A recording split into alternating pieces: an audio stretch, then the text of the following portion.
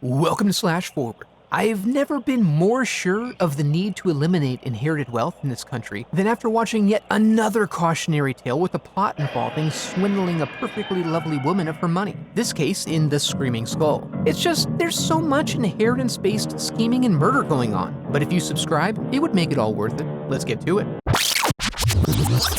We open on a lovely floral arrangement ruined by a coffin. A voiceover then tells us that watching this movie will kill us, ruining it further. Then we transition to a little Mercedes Roadster pulling up on a sunny day. Eric Whitlock is showing his new wife Jenny their property. It's thrilling, but she feels constipated about this one window. We find out this house belonged to his prior wife, God rest her soul, and he's so happy to have a new wife to decorate the barren, cavernous spaces. The estate has a live-in gardener, Mickey, who was attached to Marion, and this man-child worships daily at the feet of the old mistress. Later on, Eric's friends, the Snows, arrive, and they couple swap before dinner. Eric confides that Jenny's parents drowned in front of her, and he's trying to keep things chill so he can bottle that trauma down deep. Meanwhile, the Reverend tells Jenny about how Marion slipped and hit her head, dying in the water right where they're sitting now, so that's cool. The next day, Eric goes into town to handle some business while Jenny tries to make friends with Mickey, and they take some flowers to Marion's grave. Mickey admits he sometimes hears her cry out in the night before running off.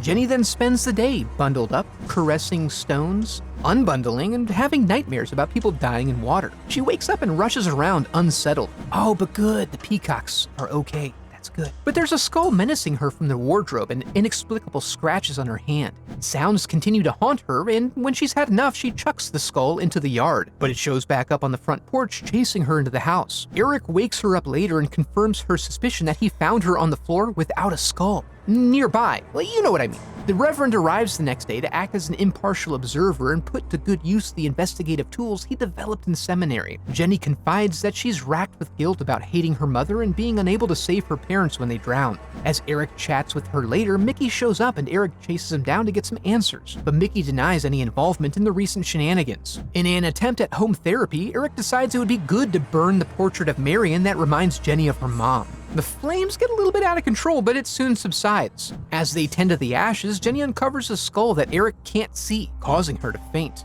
Eric then reveals himself to be a complete dickweed as he picks up the skull and hides it. Eric tells Reverend Snow he's gonna see about getting his poor wife into the sanitarium so she can recover. He'd hate for her to lose control of her vast wealth after all. Jenny later confirms that to foster her positive mental state, Reverend Snow told her he believed her story, and even resolved to have the grounds searched to see if they could locate the skull. This prompts Eric to attempt a retrieval of the primary tool of his deception. He's unable to find it and tears off in search of Mickey, but Mickey circles around and delivers the evidence to the Snows. Later, Jenny goes to say goodbye to Mickey and is confronted by an actual apparition. She runs into the house screaming her lungs out and receives a gentle throat hug from her loving husband, who's then also confronted. He tries to run, but he can't find a path not blocked by skulls. And as Jenny wakes up and the Snows arrive, Eric has his trachea ripped out by the skull!